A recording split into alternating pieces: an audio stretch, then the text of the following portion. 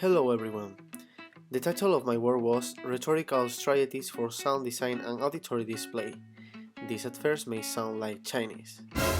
Order to understand this title, let's start playing again. We will hear small fragments of different melodies.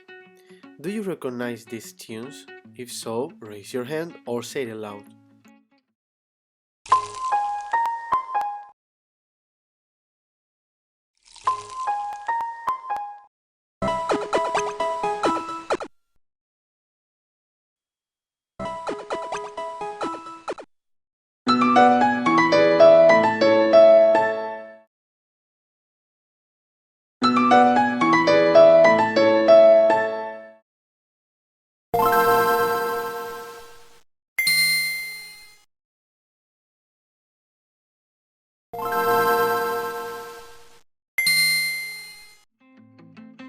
Sound seems to be anyway in our daily lives, as the sound of consoles, games and advertising. Now we will play the same game as before. This time you will hear more complex melodies. Are you able to guess them?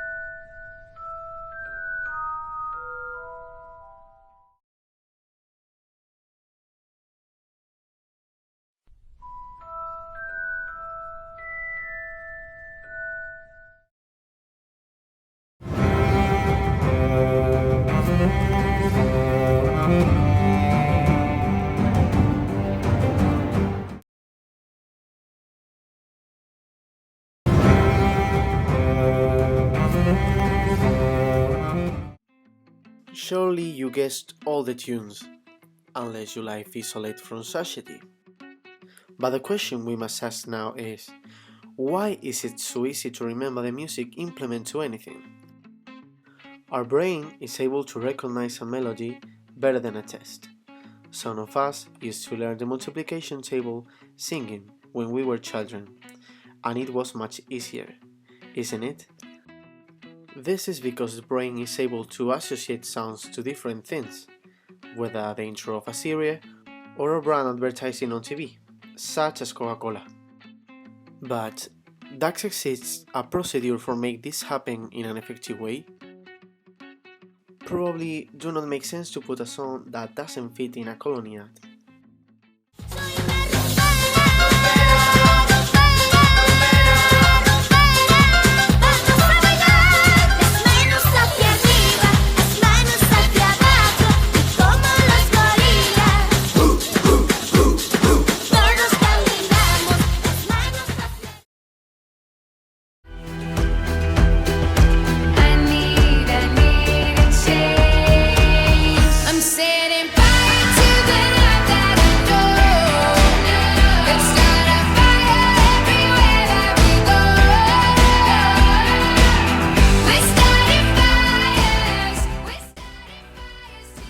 The first song can be fun, but does not match with the context of the ad.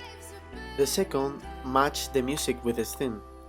This makes it much easier to remember. In fact, it is the prototype of music since many years that is used in the industry of the colonies. That's the reason why it sounds more familiar. But the study of efficacy is by far more complex than this. Let's talk about Earcons. An Earcon is a brief, short and distinctive sound used to map or represent an event or action. An example of this will be as follows.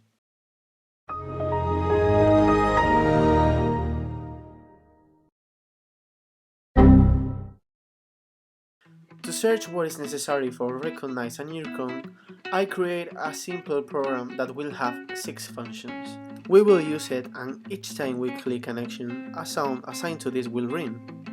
After seeing how the program works, all of you will perform a test. You will hear the same sounds in different order, and raising your hands, I will check if you have identified well all the sounds. But before, we will divide the class into two groups. Thus, with musical knowledge, who have been in the conservatory or playing an instrument, will be one of the groups. Well, once this is done, we can start the test.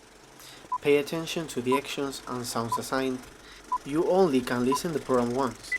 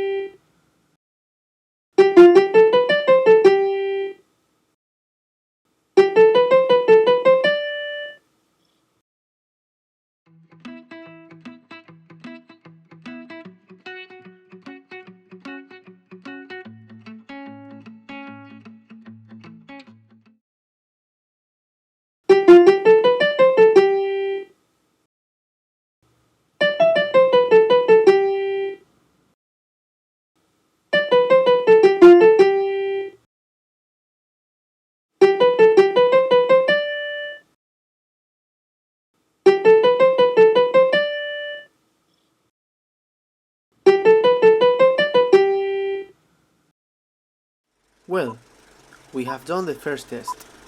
Now we will perform the same program, but this time you will hear different sounds.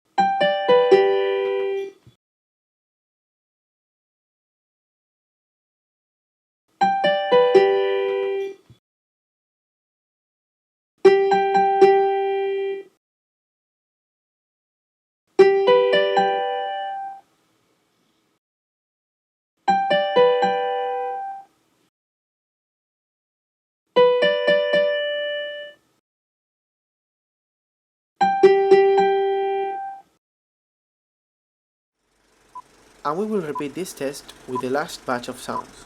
Stay tuned.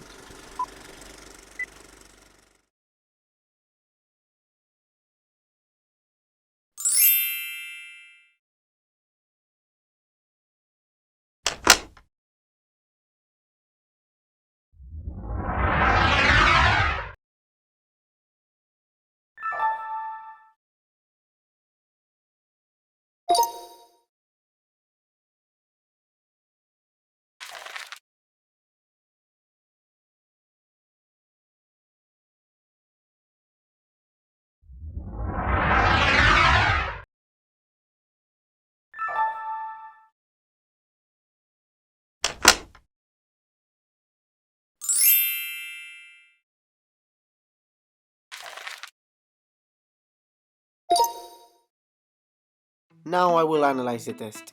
You will have the results at the end of this presentation. Which batch of sounds do you think has been easier to recognize? I guess everyone will agree that the last round has been much easier to recognize than the two previous tests. This is because our brain is able to assign sounds to actions with meanings. Two examples of these are: for the sound of delete, we have assigned a sound of trash. When you're removing or pulling something, we take it to the trash can. That is why we find it so much easier to assign the sound to the action. For the sound of move, we have assigned a sound of something that seems in motion. And between the first and second sounds, the first sounds are completely random. It's possible that the level of success will be lower in this test, because it's more difficult to assign a sound that has no meaning or clear structure to an action. In fact, all of these sounds were so similar. All of them had the same number of notes and were at the same speed, just different notes were distinguished. But the second round has a trick. Almost certainly must have had a much higher level of success. Which is the trick?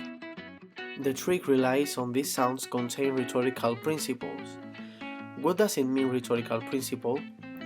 The sounds are created on the basis what the actions cause. For example, click on New is a symptom of creation. To represent this, a tune is used with an ascending melody. By clicking Delete, we could assign it to Destruction. To represent this, a tune is used with an descending melody. This is how we train our brain to memorize effectively sounds to actions, considering these rhetorical relationships. These rhetorical principles and meaning sounds can be applied to all kinds of actions on a computer, mobile device, tablets, or something else. But this is much bigger than an Earcon. On a wider scale are used the rhetorical principles and even different instruments to compose melodies. These principles are capable of associating a melody we never heard to something. So finally we are going to perform a test with these melodies. Which place do you think is related with the music that is sounding? Raise your hand when the image you think is correct appears.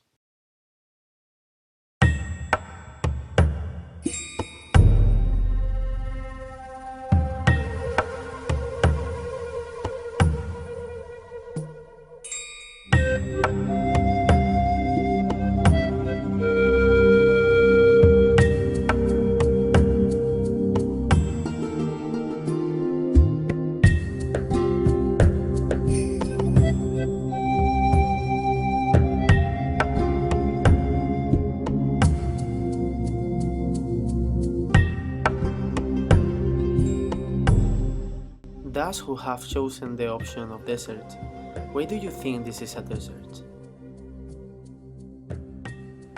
This music is related to a desert.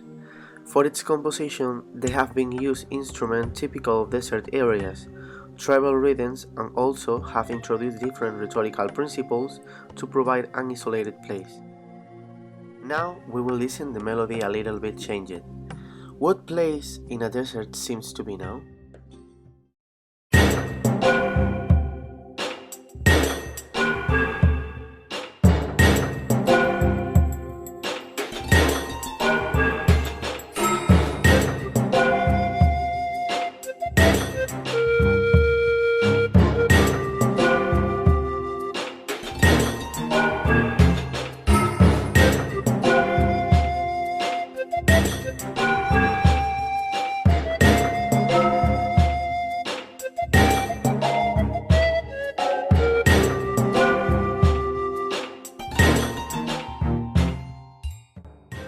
Those who have chosen the option of the mine, why do you think is the right answer? Indeed, it was a mine. The melody had a sound from time to time that could remind the sound of a pig hitting a stone wall, and in fact seems to remove some of the above composition's instruments. We could have the feeling of being in an enclosed place. And finally, we will test another tune. Raise your hand if you believe that your choice is correct.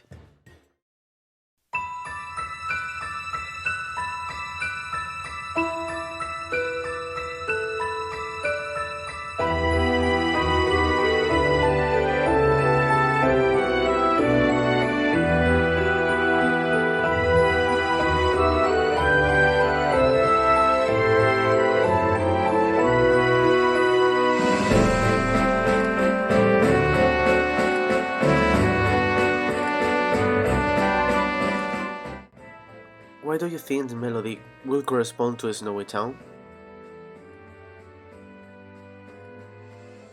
If we listen carefully to the music, has very Christmas accents, and even background bells are used to simulate falling snow. Sometimes we can also compare these tunes with others that we know from the same thematic.